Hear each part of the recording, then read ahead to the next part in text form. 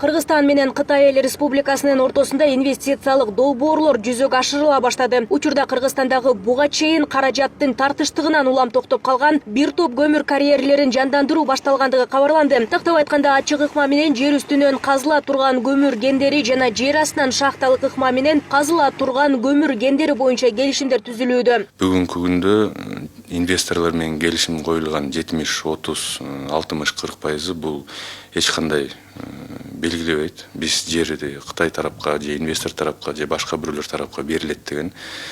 Себеби жер биздики, жер бизде калат, лицензия бизде калат болгону гана иштетүүнүн тартиби өзгөрүүдө. Иштетүүнүн жыйынтыгы менен казылган көмүрдүн 30%-ын биз алабыз. Эч кандай бир финансылык, эч кандай бир салым кошпостон.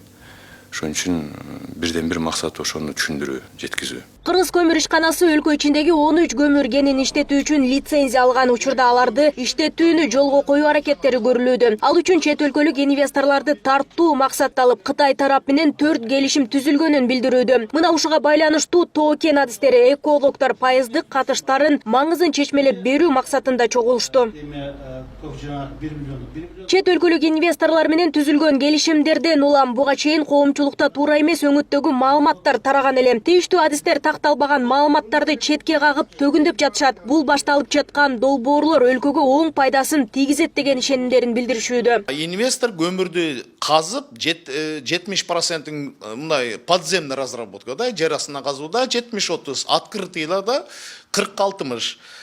Бул жерде мамлекет мындай утууга жатат. Бул мен как адис катары ошол 32 жылдан бери катышып келип атам долбоорлорго, шахталарды куруу боюнча, көмүр казуу боюнча мындай деңгээлге Кыргыз көмүр мамлекет ишканасы мындайга жеткен эмес. Келечекте биз 5-10 жылдан кийин Кыргызстан өзүнүн ошо тапкан пайдасын кайта өлөшү көмүргө жумшап туруп, биз өзүбүздүн ата мекен көмүрлөрдү өзүбүз шахта кура баштайбыз. Белгилей кетсек, өлкө боюнча жалпы 70тен ашуун көмүр кени бар. Ал эми Кыргыз көмүр ишканасы көмүр казуу максатында дагы 13 лицензияга ээ болду. Учурда аларды ишке киргизүү алдында турат. Нурзада Сыдыкова, Асхат Касымбеков, Регион, Бишкек.